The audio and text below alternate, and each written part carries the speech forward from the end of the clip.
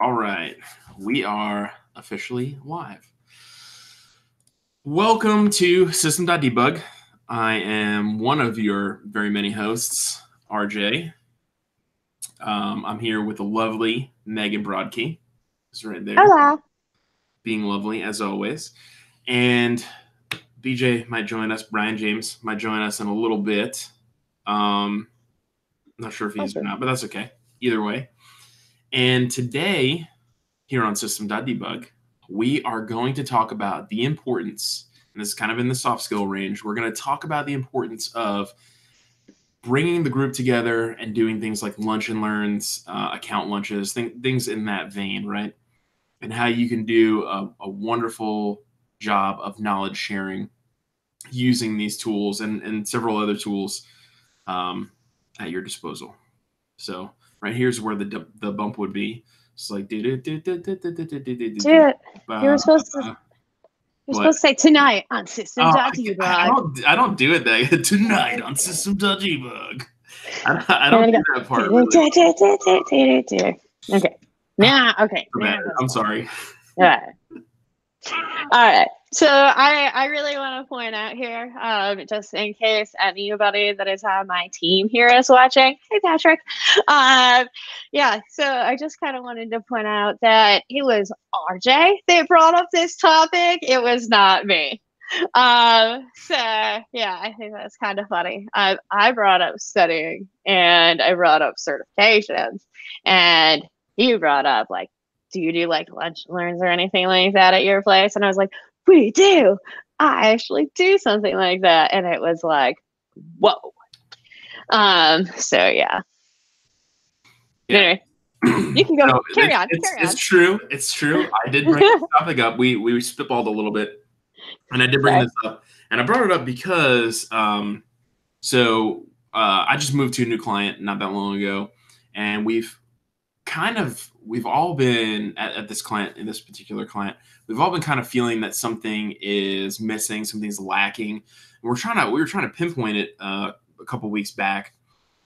And we're like, what the heck? What is different about this client than every other client we've been at? We're talking, thinking of different things. Oh, this or that, throwing things at the wall, see what sticks. Nothing stuck. And then finally we thought about it. We were like, oh, every other client that we have been on, we've had lunch and learns and different like brown bags and this and that. And we realized we had nothing of that sort at this client that we had set up yet. So we set them up, and I was like, man, this is one of those things that you don't realize how ingrained it is in your kind of culture and how pervasive it is and how important it is to get together and just kind of talk about things, once a week, once every other week. It's just a super nice thing. So that's why I brought it up. That's why I kind of thought this would be a good thing. So Megan, do you want to speak to kind of how maybe you all do lunch and learns, and then I'll talk about how we do lunch and learns, and we'll see like what jives, what's different, things like that. Yeah. So I have two ways I can talk about this. Okay. I've decided which way I was going to go. I was going to go this way or that way. But I am going to talk about the way I'm kind of doing this now. So I've done this at a few places where I've kind of like jumped in and I've been like, I want to do this. And, it seems like management is okay with it if you want to like just jump in and run some sort of like every other week, like study learning meeting with your team. Apparently that's okay. So for all of you out there watching this, if you want to take that initiative and put together something, go for it. They seem to be fine with it. I've tried it out through different places and they're cool with it. They're all like, yeah, if you want to do all the work yourself, go right on ahead. And it's fun actually. Happy to show you guys what I've got for like my stuff that I've put together too for how I do this. But anyway, so what I've put together is I call it Trailhead Thursday. What's up, Ryan? How you doing? He's here. Where We're talking about lunch and learns and the importance of them and other knowledge shares with your team. And I am just telling a story about how I do them with my team. So anyways, what I do is I call them Trailhead Thursdays, and it's the architect and dev team meeting. And we get together, and it's a webinar since we're remote and in office. And this way everybody can participate. And they're called Trailhead Thursdays to kind of point out that they're for learning. Trailhead learning brings together the idea of Salesforce. But really, it's not like we're all just sitting around doing Trailhead. More to come with the backstory of where I got the name with other stories that are going to come up in this call. But what we do is, we either have, somebody come in and they will talk to us about what their product does. There are a bunch of people out there that have built some pretty sweet apps. There's some people in the community that have built some pretty cool stuff that's out there on GitHub. And there's some people at Salesforce that have been out there that have put together some pretty cool products. Some may even be possibly coming up to be guests in the show. Wow, it's like I'm foreshadowing. But it's one of those things where there's all this stuff out there, and it's you never really get the chance to get exposed to stuff, from outside of your own lane. So what we do is I try to reach out to people, as well as I ask the team if they know anybody as well, and we try to have people come in and try to talk, as well as if somebody's working on something super cool on a project, and maybe they just built this awesome component, or maybe they just built this sick integration, or they're doing deployments in a different way, or this is how they set up Bitbucket pipelines, or they're an expert with the metadata API, and have them come in. They'll get to sit there for an hour. They're at noon Pacific every other Thursday, so by lunchtime. Really convenient for everybody else, because it's going through the afternoon when calls start to get less timed for the rest of the other people. And then you get to learn about what that is, and it's not just one person picking these topics. Everybody gets to give ideas, and everybody in their group has that opportunity to present, and they're also working on their presentation and speaking skills then too, which, believe it or not, we all need to work on, especially those of us on the architect and dev teams. And then other things that we do is, if maybe you didn't build something super sweet on a project. Let's say you're an expert in an area, or maybe there's a lack of knowledge, of people that are like, man, I really wish I knew more about Marketing Cloud, because most of us that do Salesforce don't know very much about Marketing Cloud at all, for example. Let's just say Marketing Cloud has come up a lot on my team, and how to work with integrating with Marketing Cloud. So it's one of those things where we've got this gap, and so now I'm on the hunt to go and find these people who may be experts at this. If any viewers, by the way, are experts at integrating with Marketing Cloud, please reach out to me on Twitter.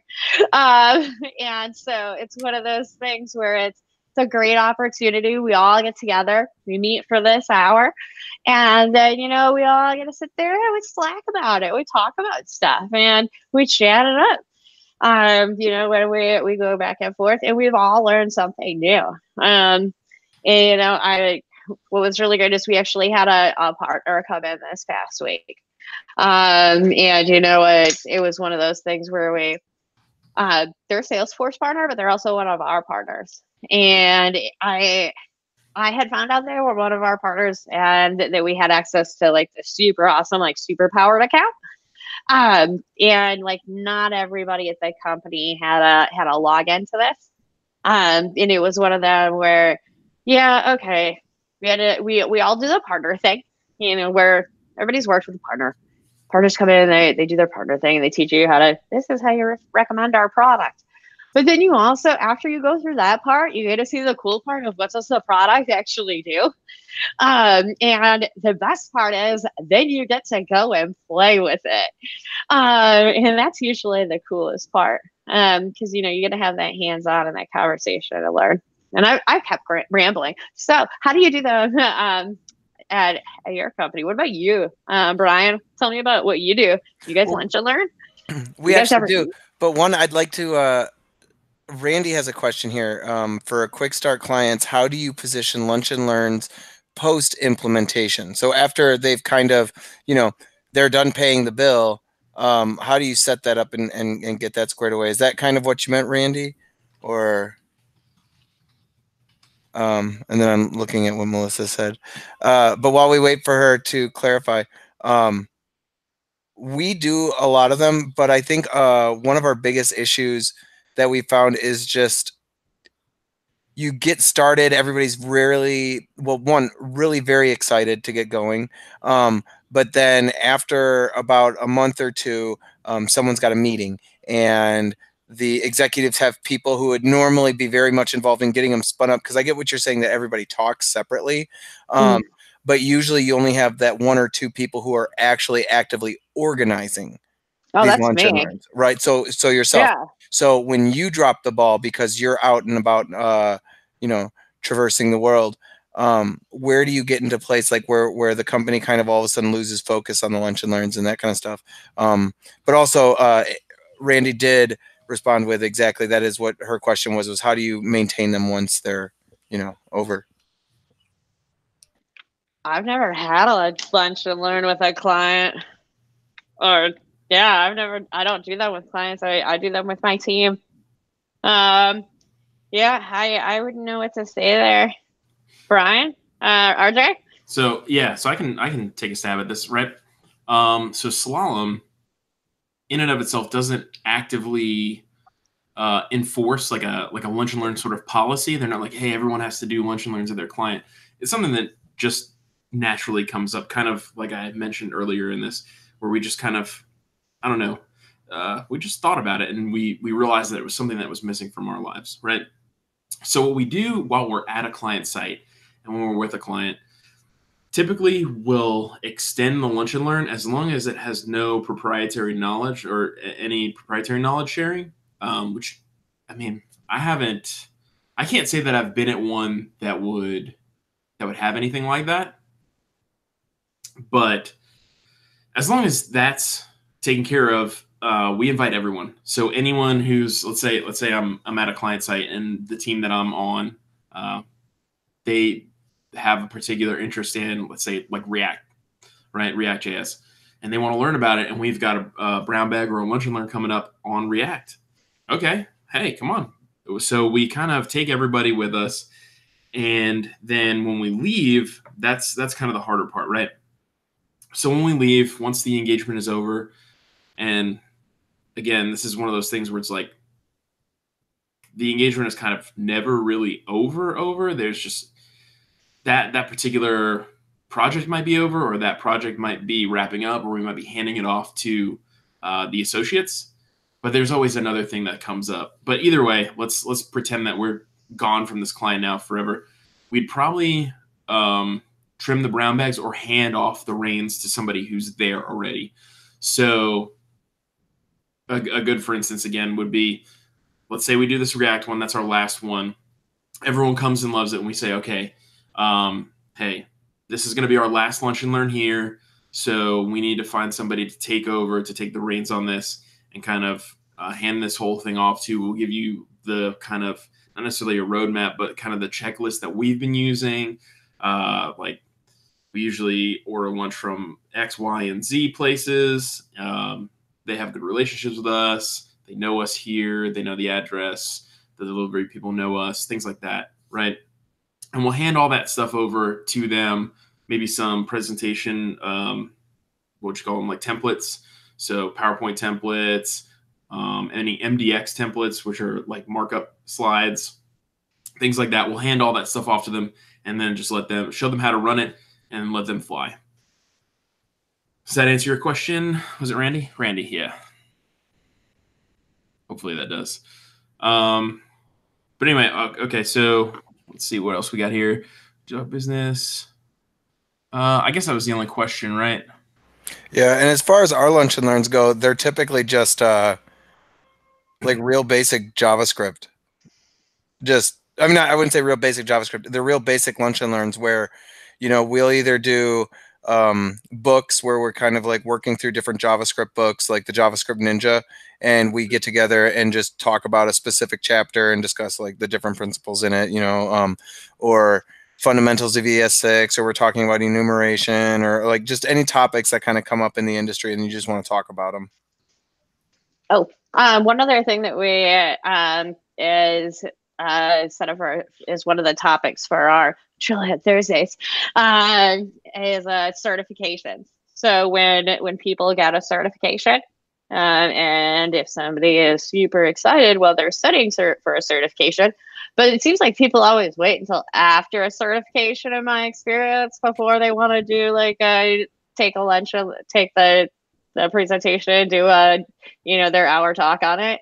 But they'll take the hour and they'll come back and they'll tell people about what is it that they were learning about, what was their experience like, what are their tips and tricks for studying, and they'll share that with the team. So that's always fun.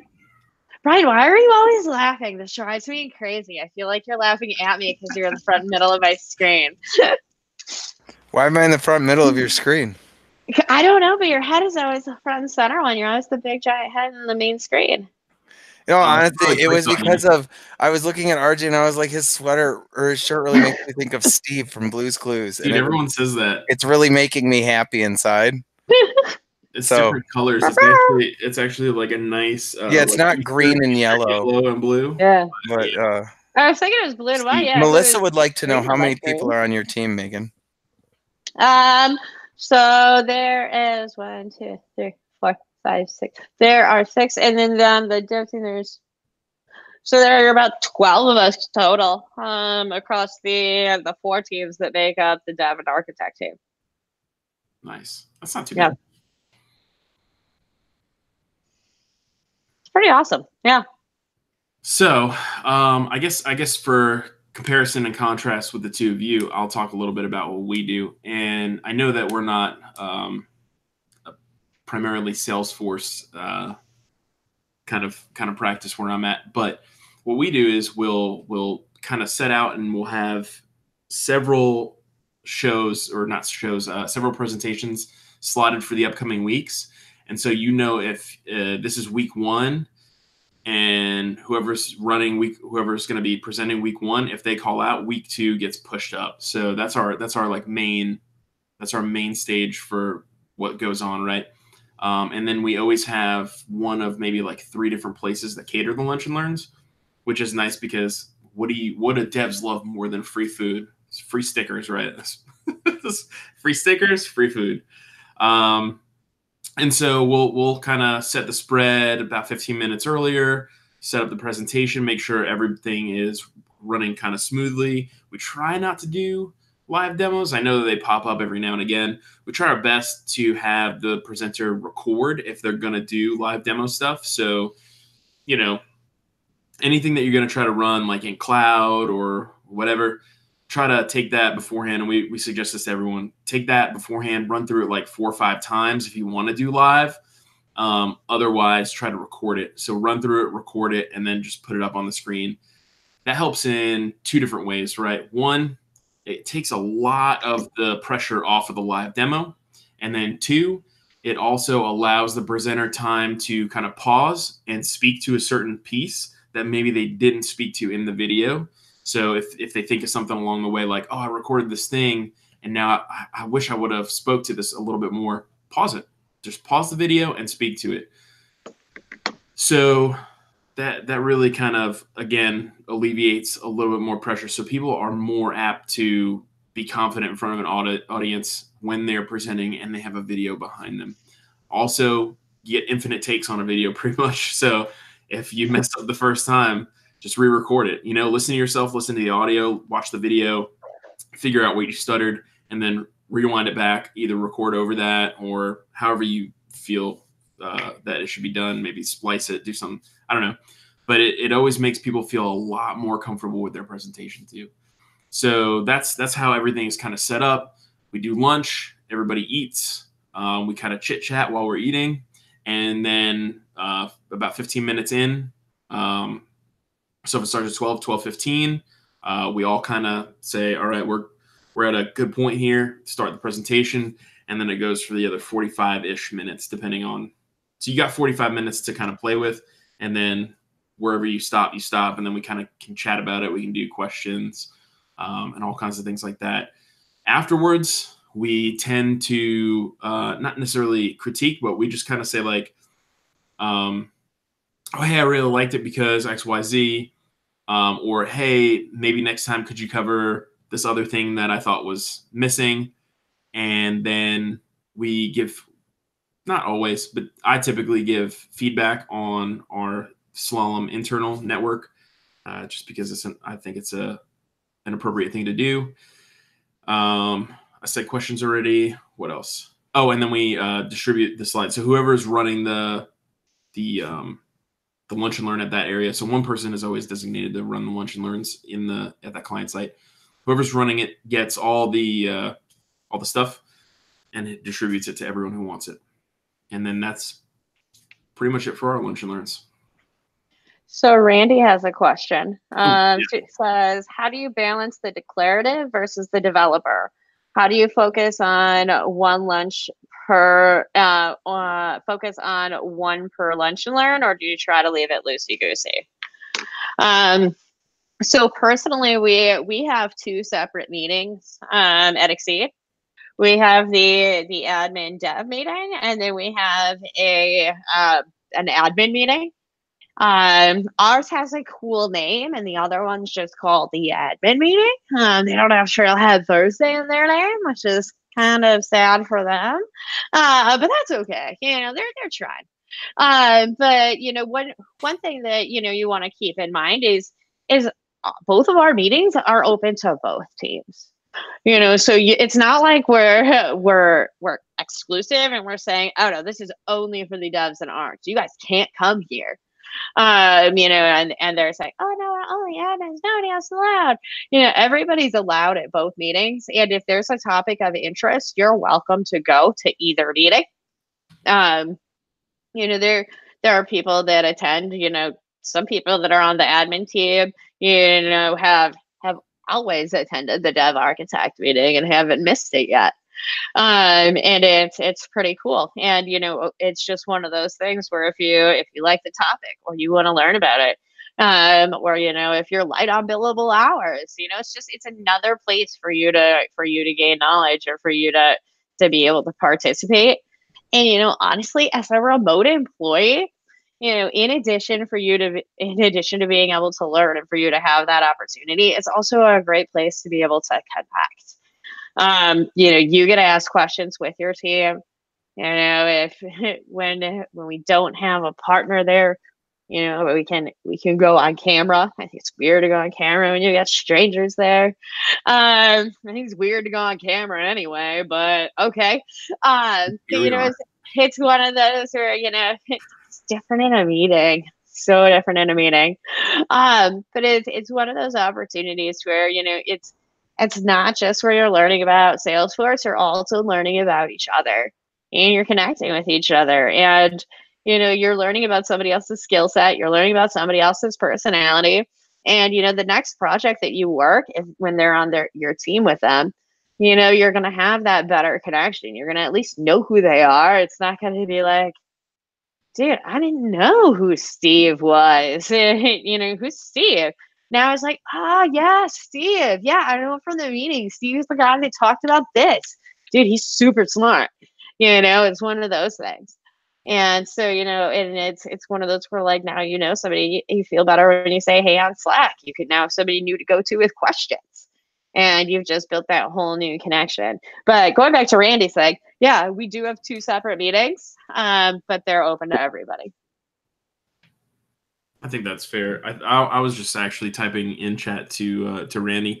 I think it would be difficult to really alternate with any kind of consistency because I mean, it's kind of, it's not what comes up at the spur of the moment, but it's something that somebody genuinely has an interest in. And what if, let's say, this week somebody has an interest in X, but you're like, oh no, we got to do Y, we got to do declarative, we can't do, so then that kind of, it doesn't alienate people, but it kind of tells them like, oh, you got to wait a whole extra week because, sorry, it wasn't, it wasn't that week for you.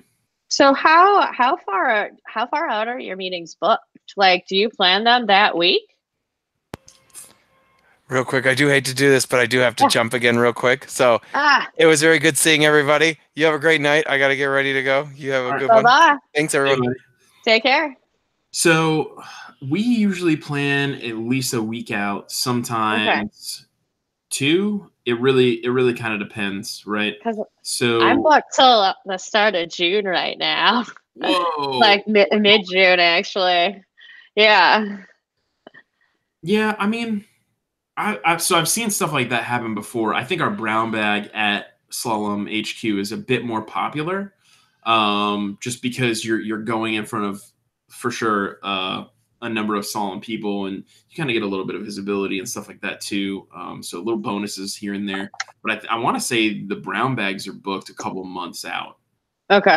I know when I first got here, I was asking about brown bags and how you kind of get into participating in them, and they were just like, yo, you book now for October. And I was like, whoa, okay. Cool. But yeah, I mean, again, it depends on the lunch and learn and the client, because at the client we're at now, or I'm at now, we have a number of people there, but it's not like people are jumping at the chance to do a lunch and learn. It's just like, oh yeah, I did want to do a lunch and learn on some technology that I just learned about. I did want to do a lunch and learn on GraphQL or React or Angular or Gatsby or any of the fun new technologies that are coming up. Jamstack, any of those things, right? So it kind of comes to the front of your mind when you hear about the lunch and learn coming up. So at this client in particular, we're probably like a week or two, maybe 3 booked up. But I think that's, and again, I'm not the one who's running them, so I'm not 100% sure. I'm just kind of taking a stab at what I've seen on the calendar. But yeah, at other ones we're a couple weeks out, sometimes even up to a couple months out. But yeah, so the other side of the story is for the alternating weeks, I think you might even split the attendance as well. So you might have devs only want to come on, the A week, and they don't want to come on the B week. Right. Now all of a sudden you've successfully managed to split your entire group up. Whereas if it's just hey, this is what we're doing, ta-da, come to it if you want to, don't come to it if you don't want to. They might be more likely to have some dev at the declarative and have some declarative at the dev, just to see what's cooking, That's just my thoughts. Just my thoughts. No, I get you, dude. I get you. You got any experience in that realm? Have you tried to split them out at all ever? No, I haven't. Honestly, one thing that I did is the very first quote unquote lunch alert. It was an actually late afternoon meeting that I did with the team. Well, late afternoon for them. They were Central Time. Was again a Trailhead Thursday. It was actually with the entire company, not just the consultants, not just the developers, and not just the architects, but with every single person. So the way I got into the whole, like, I really love these meetings things was with that. And what was going on is, if you remember, about 3 years ago now, almost 4, Salesforce had that super push for Trailhead, and that they wanted all employees to have Trailhead badges at partners. And then they wanted everybody to have a Trailhead badge. And yes, of course, we should all have Trailhead. And some partners, especially the smaller ones, really wanted everyone to have a Trailhead badge, and they took that as everyone. And I understood, especially if you're a very small company, like 60 people, it's not that hard to get everybody a Trailhead badge. And especially if when you're 60 people and 40 of those people, 50 of those people are consultants. So like, yeah, 40 consultants, every single one of those people. And the goal was everybody needed to complete at least one trail by the end of the year. But by the company meeting, they wanted everybody to have, 3 modules done. 3 modules isn't much, it's a bit of work, but they were giving you like a month to do 3 modules. Their module takes you, they're listed as like 15 minutes, 15 minutes, 15 minutes. Okay. So I started this group to help people and to help them set up Trailhead and to get through it. I got put on the initiative for Trailhead and learning. And I was like, so I'm going to start a meeting. That's how I'm going to get everybody learning, certified and through Trailhead. And, I started the meeting and this is where I kind of learned about rules with them. And it was really about learning, and I was going to help people when they had questions about Trailhead and get them through that and then help study for certifications. Well, if you don't actually have an agenda that is like lined up for your meeting and clear rules, it will turn into your very own place for office hours where people just come to ask you questions. Yeah, so it is a horrible idea to do this without a structure. Lesson 1. Yeah. That's a very good lesson, because I've seen that happen an infinite number of times. It's just like, oh, so you're here. Interesting. Let me ask you. And it was, so when I had originally started, it was because of that big push, and we only had like a month. It was 2 days a week that they had me doing it. So for 2 days a week for an hour, I had office hours. And for the first week, we did Trailhead. Second week, we did Trailhead. By the end of that month, we started asking, a lot of questions. These questions were more about projects and not about Trailhead. Well, the following month, every single question was pretty much about projects. And I reduced it down to 1 meeting a week because it had just turned into Megan's open office hours. And it was rough because I still had my billable work I was supposed to be doing. Yeah. And then I had all these people that were not the consultants that still needed to work on their Trailhead that I was trying to help. And you had these people that were coming to try to ask questions about certifications. And then you also have people that are coming to ask questions about projects. And it was like, I don't want to say no to anybody, but it was hard. And then, I've also seen people try to do that where they actually want to where people have gone in and actually tried to do a lunch and learn by reading a Trailhead module out loud. Ooh. Never, ever, ever read a Trailhead module out loud. It's a group, or try to work on the same Trailhead module together. If you want to work on Trailhead, have people work on their own Trailhead module, and then y'all cheer together at the end when you get your badge. There is no reason people should be working at the same speed. It is going to just drive people nuts and make other people leave. Because I can tell you, I never went back to that meeting again. And I'm not the only one. So yeah. The other thing to do is think about the time, because time zones come into effect if your company is located in multiple places. Yeah, that was a big one, because being Pacific time, and it just seems like to me, being somebody that works with Salesforce, being Pacific time, and Salesforce being in San Francisco, I would just think more people would think of Salesforce as Pacific time. I don't know what it is, man, but I find it seems like every company I work for is Eastern time or Central. And every client I work with is Eastern time or Central for the most part. A lot of their Pacific clients, they just like to wake up at 6 o'clock in the morning for some reason. Oh boy. And then I seem to work with a lot of clients in Europe. So it's just, and I often have people that I work with that are, in different countries. Like I have a coworker that's in Australia. And so just trying to keep those people in mind when scheduling meetings so that you can include as many people as possible. You can't make everybody happy, but try to make as many people happy as you can. But just know you won't make everyone happy. And not everybody's going to show up. and don't be offended. People have stuff to do. Oh yeah. Oh yeah. But when you initially go to plan a meeting, what I did is I kind of pulled up everybody's calendars and I looked at their past couple of months of calendar, and I just like overlaid everybody's calendar on top of each other. And I found a time in which, you know, pretty much consistently, nobody had ever had a meeting for the past 3 months on Thursdays at noon, besides me. And I was like, okay, I can do that. That's awesome. So I went with it. Just rolling with the punches, huh? Yeah. Well, because you got to think. Man. I mean, I'm working with Central Time and East Coast time, so I mean that's 4 o'clock. Yeah. Or yeah, you know, nobody 3 o'clock. 3 o'clock. I can't even Yeah. do it. I hate math. I don't know why. It's such easy math, but it's not easy. I don't know why.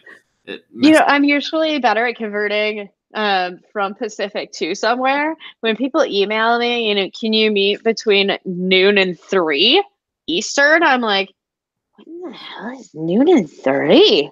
I'm like, noon, wait, 11, 10, 9. Because I always wonder, wait, am I supposed to count noon? Not count noon. Count noon? No. Yeah. Stupid time zones. Oh, and we're overrun time, dude. I just rambled so much. I'm so sorry. You're good. You're good. I was gonna say it was good to know some of the pitfalls too, you know. So that was our little that was our thing here on on knowledge sharing. And your weekly, bi-weekly, monthly, quarterly, whatever you may be doing. Good questions. So I like that. That was a lot of fun. And I think, what did Mark say? Oh yeah, Mark also kind of was commiserating with his stuff, his Salesforce Saturdays. They turned into office hours. Oh, by the way, Mark, congratulations on your MVP, dude. Nice. Yes. Way to go, man. So proud of you. Way to go. Welcome to the family. Do you get like a list of people who are like re-upping for and like new MVPs and things like that? So the list of new MVPs is posted, and then there is no like list of renewed people. You just have to check the MVP site. Each of the renewed people gets an email. Yeah. Nice. That's pretty cool. That's pretty cool.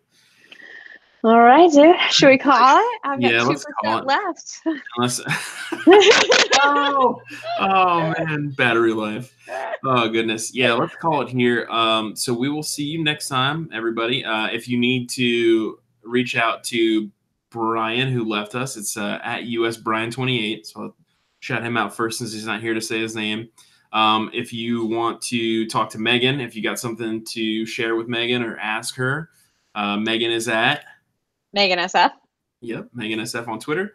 And I am at the infamous RJ on Twitter. If you need to reach out to me, Ryan Headley is at Life with Ryan, I think. Correct. Yeah. On Twitter as well. So just reach out to us if you ever need anything. And thanks for showing up and coming and talking with us. And we'll see you next time.